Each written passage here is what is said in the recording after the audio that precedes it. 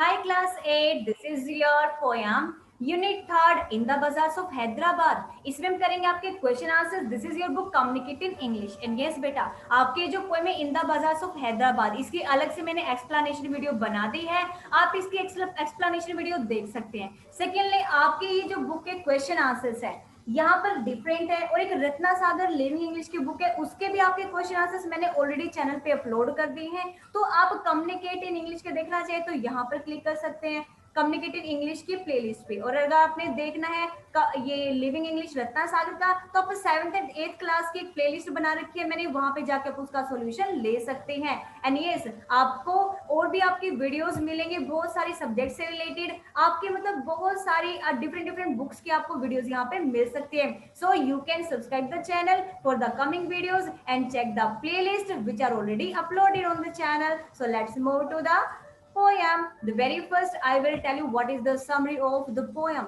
The brief of the poem is given there already and it is already explained in the explanation video also. वहां पे मैंने explain कर दिया है. यहाँ पर just मैंने आपकी information के लिए डाल दी कि अगर आप लिखना चाहे तो लिख सकते हैं. Let's come to question answers. Work in pair. You have to complete the sentences. The very first is the poem is a description of. जो poem है उसमें क्या describe किया गया है? The variety and beauty of products sold in the market. Second, when you read poem, जब आप poem को रीड करते हैं तो आपको ऐसा लगता है कि जैसे आप हैदराबाद के बाजार में ही घूम रहे हैं.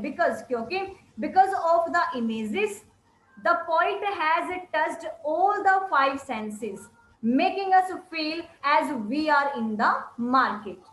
Next, you can see, smell, hear, taste and feel different things in the bazaar as you read because the poet has touched upon all the 5 senses. आप जो है उस ऐसा लगता है कि पोएम के अंदर आप जो वो देख रहे हैं, स्मेल कर रहे हैं, सुन रहे हैं, टेस्ट कर रहे हैं, महसूस कर रहे हैं. तो ऐसा क्यों लगता है? क्योंकि बिल्कुल हमारे जो 5 सेंसेस हैं उन सबको टच करते हुए जैसे पोएम को बना दिया गया है of the human body. Next, the 9 vendors और sellers, the poet ask question to in the 5 verses sell. मतलब क्या क्या सेल करने के लिए बोल रहा है, यहाँ पर क्या क्या चीजें बता रहे हैं, यहाँ पर क्या बेच रहे हैं वो?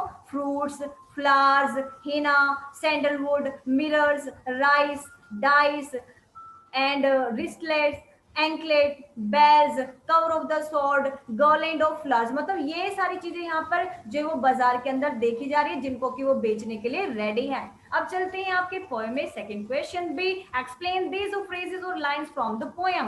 पैनल्स ऑफ एम्बर मीन्स जो आपका जो मिरर था उसका जो फ्रेम था वो क्या है? Mirror framed in amber. मतलब उसका जो मिरर का फ्रेम है वो कैसा है. यहाँ पर अपने इसको पोएम की लाइंस को एक्सप्लेन करना कि इसका मीनिंग क्या है. Second, what do you call it means what do advertise as your ware means अपने सामान को बेचने के लिए वो कैसे एडवर्टाइजमेंट करते हैं, कैसे वो चिल्ला कर बोलते कि ये ले लो, ये ले लो, ये ले लो, ये इतनी सस्ती है, ये इतनी अच्छी है, इसकी इतनी अच्छी क्वालिटी है. तो अपनी चीजों को एडवर्टाइज कर रहे होते हैं.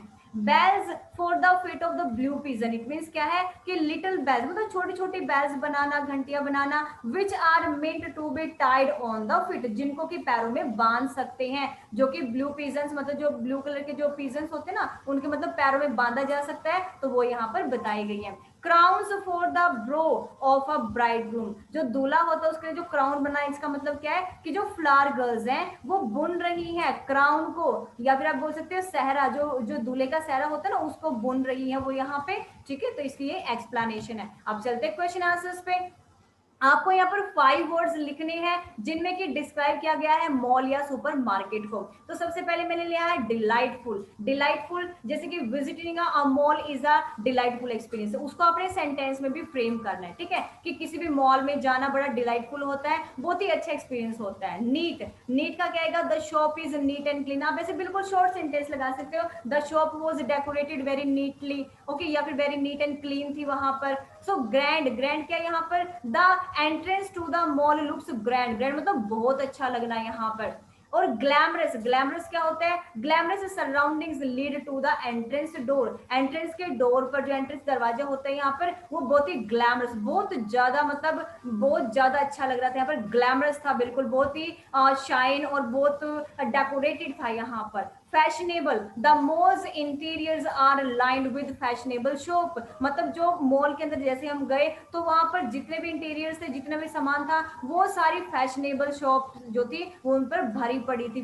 शॉप्स के अंदर सारी फैशनेबल चीज थी। आप इनका इजी से इजी सेंटेंस भी यहाँ पर फ्रेम कर सकते हैं। नेक्स्ट आपका, do you think the bazaars of Hyderabad are attractive as a modern shopping mall? आप क्या सोचते हैं कि जो हैदराबाद के बाजार्स हैं वो काफी अट्रैक्टिव है जैसे कि मॉडर्न शॉपिंग मॉल्स होती हैं? व्हाई और why not? The bazaars of Hyderabad are much more attractive than the modern shopping mall because they offer different varieties of all the required, necessary and usable products from the birth to death. Means birth से लेके death तक के जितने भी products हमें चाहिए होते हैं वो सारे इस मार्केट में अवेलेबल है। तो इसीलिए हम यहाँ पर मार्केट से मतलब शॉपिंग मॉल से ज्यादा हम यहाँ पर जो हैदराबाद के बाजार है उनको हम ज्यादा इंपॉर्टेंस देते हैं। Second question, how is the market in the poem different from the market we see around us? कैसे इस ये जो मार्केट है पोएम में डिस्क्राइब की गई है वो कैसे डिफरेंट है उस मार्केट से जिसमें हम हर रोज जाते हैं? तो कैसे डिफरेंट है? इन the poem the market is full of all kind of product, यहाँ पर सारे तरह के प्रोडक्ट्स हैं। यहाँ पर जितने मैंने पहले बताए हैं कि कौन कौन से प्रोडक्ट्स यहाँ पर सेल कर रहे हैं, विच अ मैन कैन रिक्वायर, जो कि एक आदमी को जरूरत होती है डेथ से, मतलब बर्थ से लेकर डेथ तक वो सारी चीजें यहाँ पर अवेलेबल हैं। Today the markets are flooded with imported goods, और आजकल तो मार्केट में इतनी सारी चीजें अवेलेबल होती हैं, इतने गुड्स, इतने सामान होते हैं यहाँ पर कि जैसे सामान की तो बाढ़ सी आ गई हो। यहाँ पर ईटेबल थिंग्स होती हैं, फूड आइटम्स होते हैं, क्लोथ्स होते हैं, कॉस्मेटिक्स की चीजें होती हैं, इलेक्ट्रिक की चीजें होती हैं, टॉयज होते हैं, स्वीट्स होते हैं, और भी बहुत सारी चीजें होती हैं जो आप यहाँ पर लिख सकते हैं जो आपको लगे कि बाजार में ऐसी चीजें होती हैं। तो इसलिए जो पोएम है, यहाँ पोएम के अंदर जो ये मार्केट है वो ज्यादा डिफरेंट है हमारे जो कॉमन मार्केट होती है उससे। अब आपको पोएम के वो लाइंस बताने यहाँ पर जिन लाइन से पता चले कि जो पोएम है वो बहुत साल पहले लिखी गई थी। तो यहाँ पर ये जो थर्ड पैरा ना आपका, third stanza of the poem tells us that this poem was written many years ago. जो आपकी पोएम का थर्ड स्टैंजा ये वाला, इससे पता चलता है कि ये जो पोएम है वो हमारी काफी पहले लिखी गई थी। नेक्स्ट है आपका आइडेंटिफाई द वर्ब्स। अब आपको वर्ब, जितने भी वर्ब इस पोएम में यूज किए हैं आपने उन सबको यहाँ पर दिखाना है, बताना है कि कैसे हैं। तो जैसे वेट, वेट करना, सेल करना, ग्राइंड करना, call, make, cry, play, chant, weave, ये सारी जो फॉर्म ऑफ वर्ब आपकी यूज हुई है इस पोएम के अंदर। All this words are indicative of action. ये सारे जो वर्ब्स है वो इंडिकेट करें कुछ ना कुछ एक्शन हो रहा है यहाँ पर, कुछ ना कुछ काम हो रहा है यहाँ पर जो कि नेचर के तरीके से देखा जा रहा है। This signify a very busy scene. बस मीन्स यहाँ पर बहुत ही बिजी सा सीन दिखाया गया है, बहुत चहल पहल दिखाई गई है, बहुत एनर्जेटिक है यहाँ पर, बहुत एक्साइटमेंट है यहाँ पे, और जो हाई पेस्ड एक्टिविटी, मतलब बहुत हाई क्वालिटी जो एक्टिविटीज है वो सारी इस बाजार के अंदर दिखाई गई है। एंड द लास्ट जो आपका है वो आप एक एक्स्ट्रा क्वेश्चन समझ के कर सकते हैं यहाँ पर, right the central idea of poem. Poem का लिखने का सेंट्रल आइडिया क्या है, क्यों लिखा है यहाँ पर? मतलब यहाँ पर जो पोएट है वो ये बताना चाहती है कि यहाँ पर जो इंडिया के अंदर बाजार है हैदराबाद में, उसमें इतने अच्छे अच्छे प्रोडक्ट्स हैं कि किसी को भी बाहर जाने की जरूरत नहीं है। सारी चीजें जो है हमारे इंडिया के अंदर मिल जाती है, हमें फॉरेन प्रोडक्ट्स को खरीदने की जरूरत नहीं है। So these were the question answers. Thank you so much guys, and yes, for more videos you can subscribe the channel and check the playlist also.